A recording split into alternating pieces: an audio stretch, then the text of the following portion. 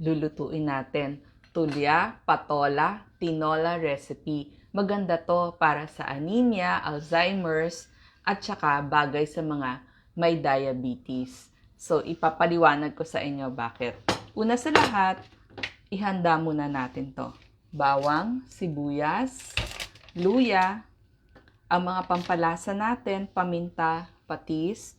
Papainitin na natin yung ating mantika. At syempre, masarap din may dahong sibuyas para dun sa ating sabaw. Pero ang mainstay natin itong ating patola. So, hiniwa-hiwa na natin yung ating patola. Ganito. Okay, simulan na natin yung paggigisa. So, inuuna ko yung sibuyas, luya, yan. Yan, gisa-gisa lang.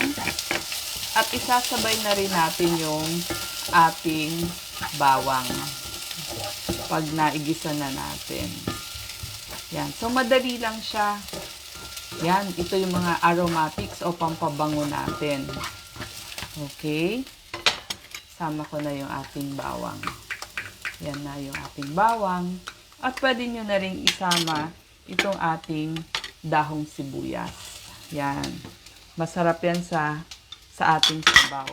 So, paggisa natin, uunahin na natin itong ating patola. Mabilis lang itong maluto.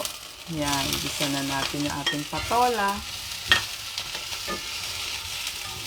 At ihuhuli natin yung ating tulya. Meron din tayong mga pangsabaw. Kung meron kayong tubig, pwede din siya yung sabaw natin. Yan. Pwedeng tubig. Yan. Para maluto agad yung ating patola. So, depende sa inyo kung gaano karaming tubig yung gusto ninyo. At papakuluin natin yan. Yung tulya kasi mabilis lang naman siyang bumuka eh. Yan. So, pwede nyong lagyan ng takip. So, pwede nyo ring takpan. Ang maganda kasi dito sa ating patola, no? Low calorie to. 20 calories lang kada isang guhit o 100 gramo. Pero, mayaman siya sa antioxidants. May carotene, lutein, cryptozanthine. Tsaka bagay to sa mga buntis o kaya yung gustong magkagatas. Kasi hindi ba sabaw ito eh. So, kung nasasawa na kayo sa mga binibigay na mga sabaw sa inyo, pwede itong tulya patola, sabaw, tinola recipe. So, kasi mayaman siya sa folate. So, bagay dun sa inyong sanggol. Para nga dun, hindi siya magkaroon ng problem dun sa kanyang utak at neural tube. Mayaman dito sa vitamin A ha. 410 international units. So, maganda to sa kutis nyo, sa buhok nyo, tsaka sa paningin ninyo. Tapos, may vitamin C siya, antioxidant, may fiber, syempre, sa mga nagtitibi, bagay to sa inyong tiyan para hindi kayo mag-constipate. Kaya bagay din to sa mga buntis. At kompleto to sa B-complex vitamins, B1, B3, B5, B6. At may mineral siya. So, calcium, iron, zinc, potassium, manganese, at magnesium. So, kapag malambot na yung inyong patola, yan, hintayin lang natin lumambot-lambot yung patola,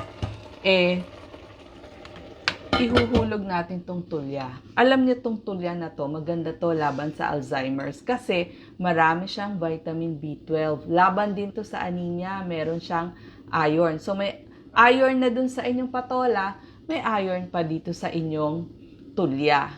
Tapos, pampalakas ng immune system kasi marami siyang protina.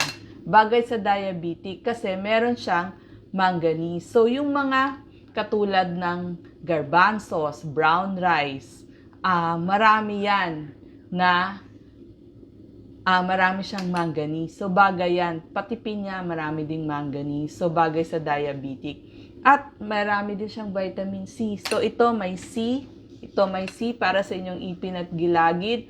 May vitamin B2 para sa inyong kutis. So, kompleto na kayo ng B-complex dito ha.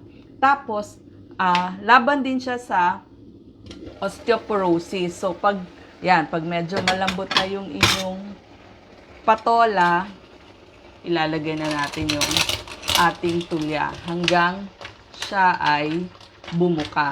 Itong ating tulya, binabad na natin siya sa asin ng mga kalahating oras para papalabasin niya yung buhangin. So, yan yung technique. So, depende kung gaano kadaming sabaw ang gusto ninyo. Kasi, di ba, gusto natin nga soup sopas. Tsaka lagi tayong may tulya. Tsaka maganda dito sa tulya, laban siya sa osteoporosis dahil meron nga siyang zinc. So, ang zinc, siya yung nagpapasimula or nag-stimulate ng bone formation at para iwas ng bone loss. Tapos, marami din siyang potassium. So, yung tulya mo at saka yung iyong patola, may potassium siya. Maganda yon sa blood pressure. At ang tulya ay mayaman sa omega-3 fatty acid. So, pampababa ng risk ng heart disease at saka ng stroke. Yan. So, ang tulya, kapag bumuka, ibig sabihin, buhay yung tulya mo. Okay? Yung mga nakasaradong tulya, pwede nyo nang itapon kasi ibig sabihin, patay yung inyong tulya. At saka itong lutuin na to, ayan, nagsisibukahan na siya.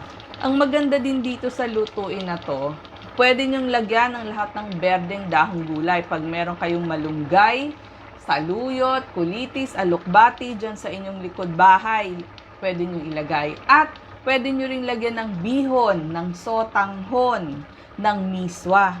So, ang daming pwede nyo i-tweak. Ang dami nyong pwedeng gawin. Wow, nagsibukahan na yung ating clams o tulya. So, ito po, halaan, tulya, clams, tapos patola, tinola recipe. Kasi may pagka-tinola dahil nga dun sa ating pagkaluto. Yan. Yan, no? So, buhay lahat ang ating tulya. So, meron na ho kayong sabaw para sa mga may sakit, sa mga buntis na gustong dumami yung kanilang milk. Maraming salamat po.